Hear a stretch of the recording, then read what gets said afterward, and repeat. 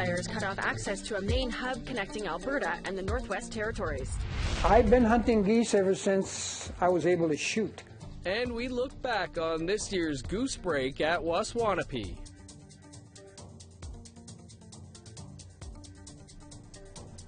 Good evening, welcome to APTN National News. I'm Dennis Ward. And I'm Melissa Ridgen. We start tonight in Grassy Narrows, where Indigenous Services Minister Seamus O'Regan spent the afternoon with Chief and Council about the community's ongoing struggle with mercury poisoning and contamination.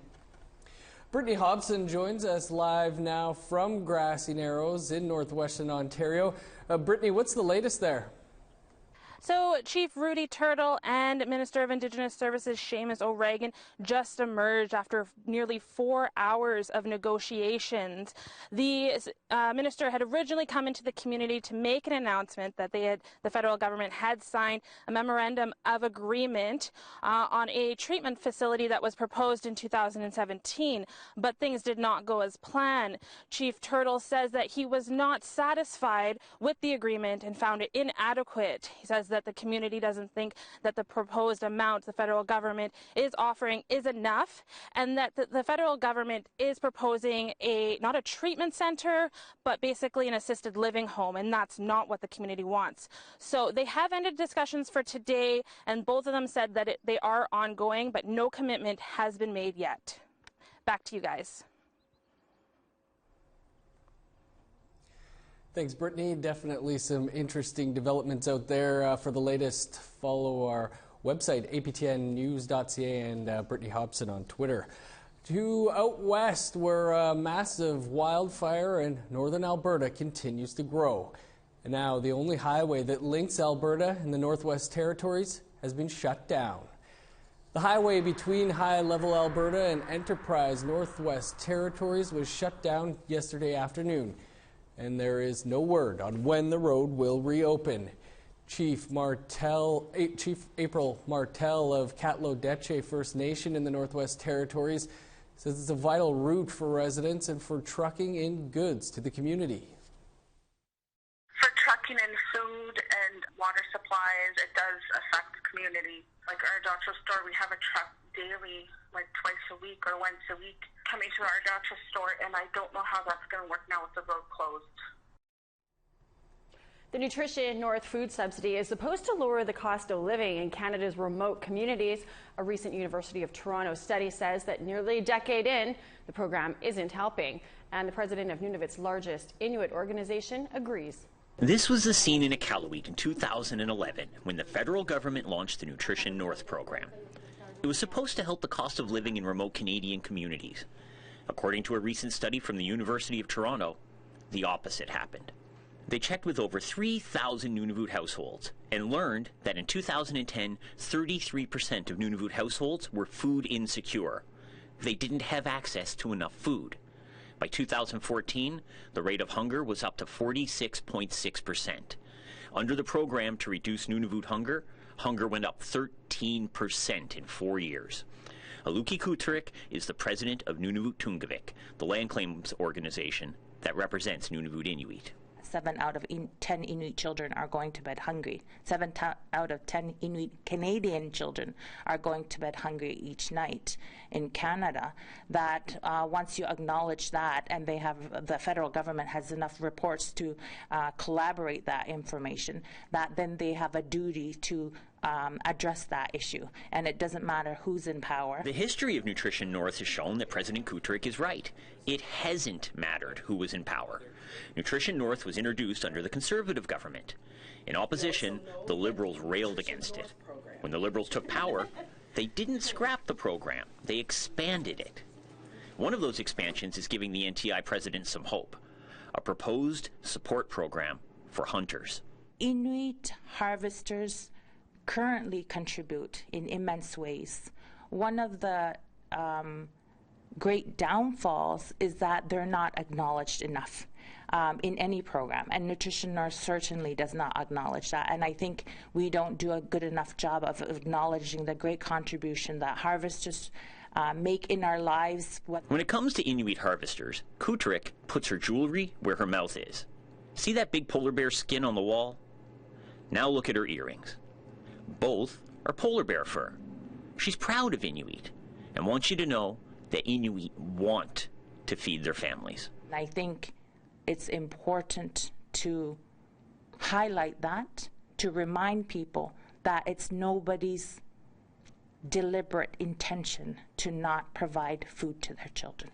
And we already have so much shame. This is just another layer. And I would implore, I think, that the federal government needs to restore the dignity and work really in good faith and effort to ensure that we're looking at the wellness and healthy households of Inuit families. Kent Driscoll, APTN National News, Iqaluit. A new report from the Ontario Native Women's Association released today focuses on how to help Indigenous women and girls escape human trafficking and gangs. The report, called A Journey to Safe Spaces, Indigenous Anti-Human Trafficking Engagement, contains 14 recommendations and a 6-point strategy to narrow gaps for victims accessing community services. 250 survivors of human trafficking shared their experiences. Many said there needs to be a stronger relationship with first responders like police and paramedics. Onwa said the report is unique for Ontario because it is survivor-led. Even though their experiences may have been rooted in trauma, when you build women's capacity to live up to their inherent roles as leaders in the community, they are now the enforcers of change, if you will, or around community safety. And I think it's important that we honor and recognize survivors as leaders of change when it comes to creating community safety, not only for other women, but for Indigenous youth. We're going to take you 2 kilometers below the Earth's surface. That's after the break, but first here's a look at a story we're working on. Is at the center of heartache for many families in northern British Columbia. It's known as the Highway of Tears. This week, APTN will be joining longtime advocate Gladys Raddick as she makes her journey from Terrace, British Columbia to Ottawa. She's made the cross-Canada journey many times, demanding justice for missing and murdered Indigenous women and girls. Now, she shares her reflections. Tune in for a 2-part series this week.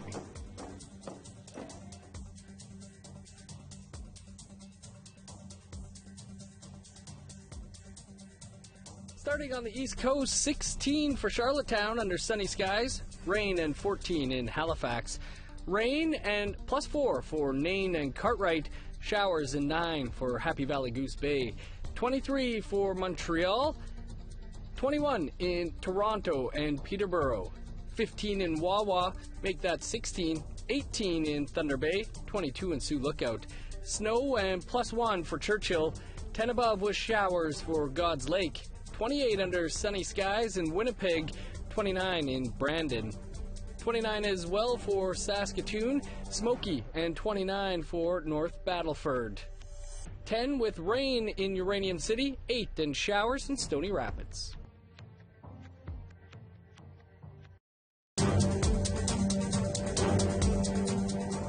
Welcome back. Students tour labs all the time in hopes of pursuing careers in science, but this tour for 15 Mi'kmaq students is far more in-depth, literally. They went to one of the world's deepest underground labs, and APTN's Angel Moore went with them. You need to go down 2 kilometers below the Earth's surface to get out of the radiation and the dust to the Snow Lab research facility where scientists study neutrinos and dark matter and students get inspired.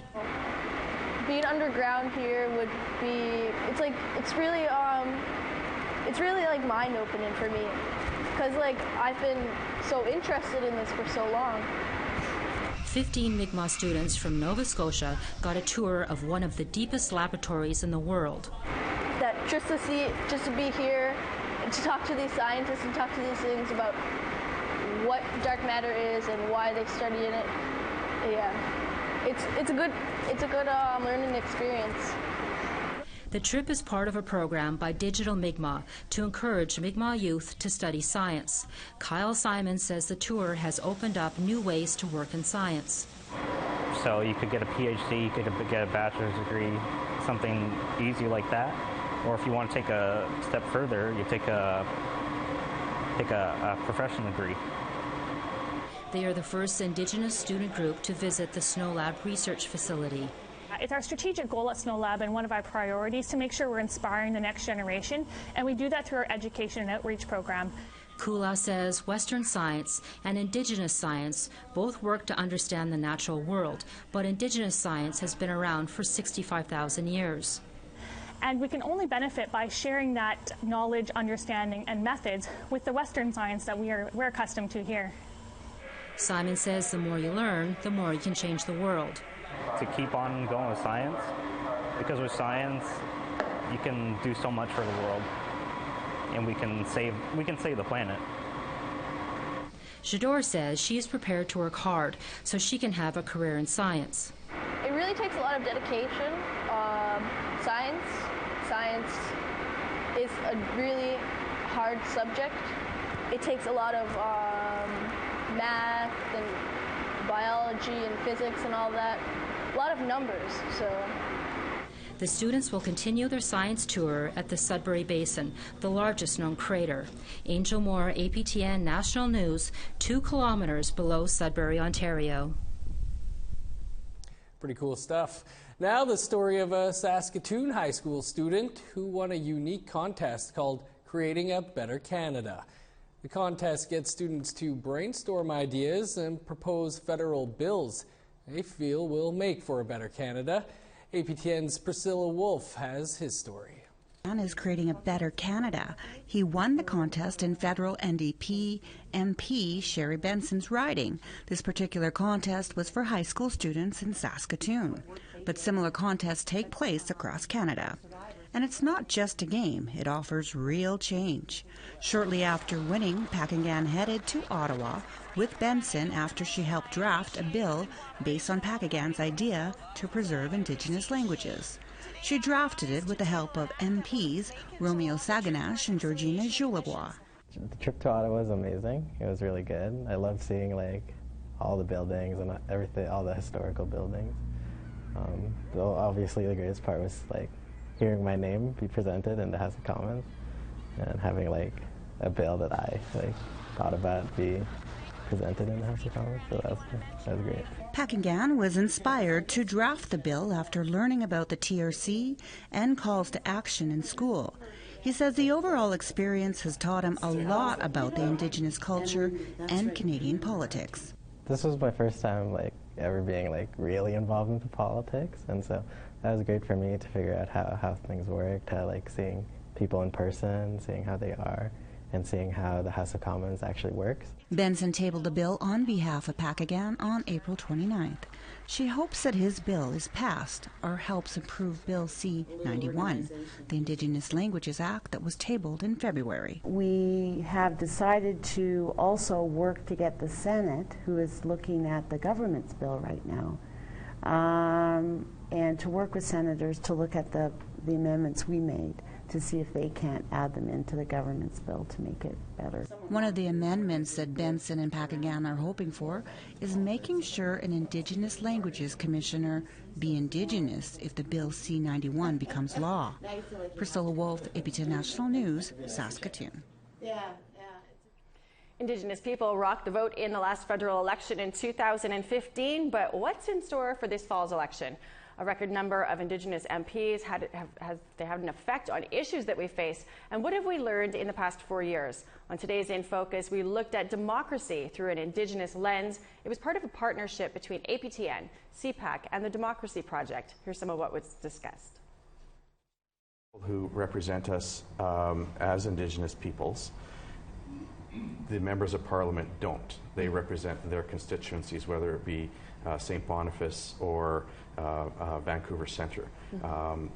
those people may be Indigenous, and they probably will push forward the issues that they see fit.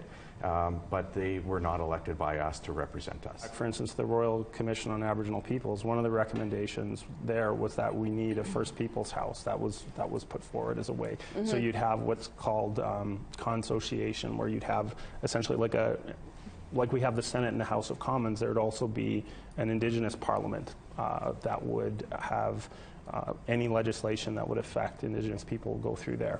So, I mean, I think there's a long-standing recognition that the current political system does not adequately represent Indigenous peoples, and there's been some ideas on how that might change. And I think the grassroots movement and more leaders these days are saying that the real power comes from Indigenous people, and yet Indigenous people voices are suppressed because we don't make any decisions on what happens behind the closed doors at Indian Act and all the funds that are going to these programs versus real jurisdictional, overhaul of our lives. So really, at the end of the day, when you peel everything off, Indigenous people don't have a vote, don't have a voice in this system because of the way it's set up. You can watch the entire episode of today's In Focus by visiting our website or by tuning into APTN tomorrow morning at 11 a.m. Central Time. It will also be broadcast on CPAC later this summer. And it was a great show. I liked having the live studio audience. It was very cool having a live studio audience. We should do it all the time. We should do it here for the news. Now another quick break, but you're going to want to stick around because we're taking you on a goose hunt in James Bay.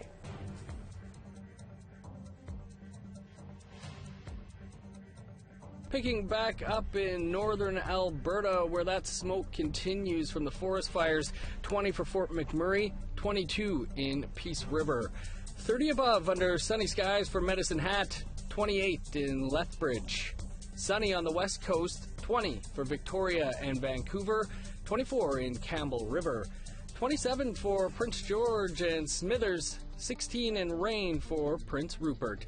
11 with showers for Old Crow, 21 under the sun for Whitehorse, 24 for Fort Liard and Trout Lake, 8 in Yellowknife, -1 for Sax Harbor, +1 in Pawlatuck, 9 in Inuvik, 0 with snow for Baker Lake, 3 with snow in Repulse Bay, +2 with showers for Resolute, sunny and 6 for Arctic Bay.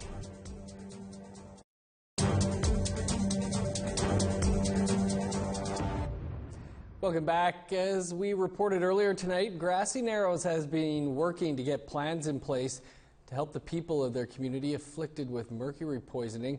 The Minister of Indigenous Services, Seamus O'Regan, is in Grassy, hoping to sign a memorandum of agreement. The meeting went long and an agreement was not reached. Here's some of what Chief Rudy Turtle had to say in response. Minister came in today and he was hoping that we would sign a memorandum of agreement, but the proposal that they put forward was not adequate. It wasn't good enough, and so we just couldn't sign it today. So that's why you see the events that transpired today. We had to say no, we can't sign that memorandum of agreement until we have a better deal for Grassy Narrows. And we'll have the full story for you here tomorrow.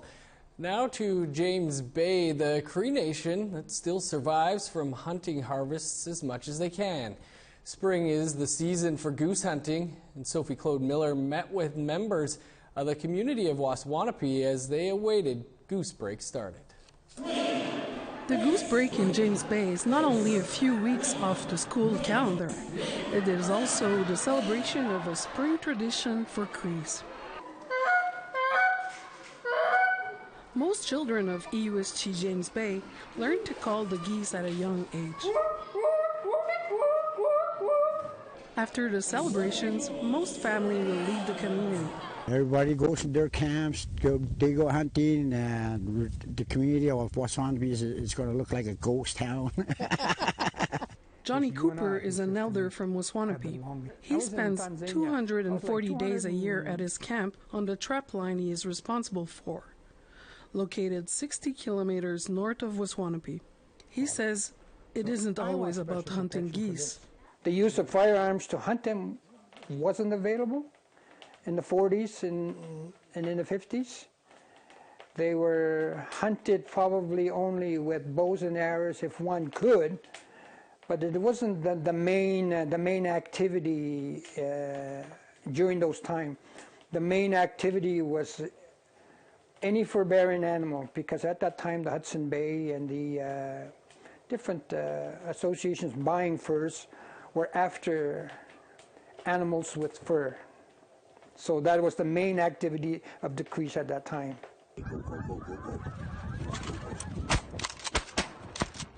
Goose Break was initiated in the calendar of the Crees when the Crees began to have their own schools. That's how Goose Break came about. In the Cree lifestyle, the ladies cook and the men start to hunt at a quite young age.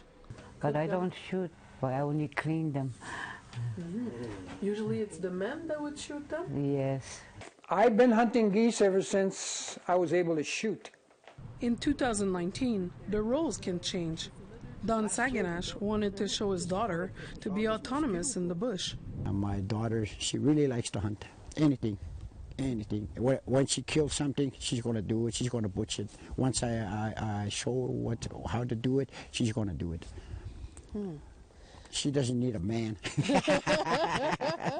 The delicacy that is goose meat is cooked slowly over an open fire with the Sigabon traditional technique for at least 6 hours. By the rope and around the stove, like you twist it around like that. Because we didn't have no oven stove. We have to cook it from the fire. The goose and moose hunting, as well as fishing, are not close to go instinct, according to Johnny. We still hunt and trap a lot. And for those who say that's dying off, I don't think it's dying off. I don't think people are just going to stop fishing one day and not eat fish. Sophie Clow-Miller, APTN National News, Waswanipi. Makes you hungry as you watch that at dinner time. The last Mohawk code talker from World War II entered the spirit world Tuesday night. Louis Levi Oakes, one of Akwesasne's most respected elders, passed away at 94 years old. He's remembered by his peers as a military hero and a family man. Oakes enlisted in the United States Army at 18, where he received code talker training. The Mohawk language was used to send encoded messages between Allied forces during the war. He was awarded the Silver Star and the Congressional Medal of Honor for his efforts before an honorable discharge in 1946. He then went on to a career in ironworking.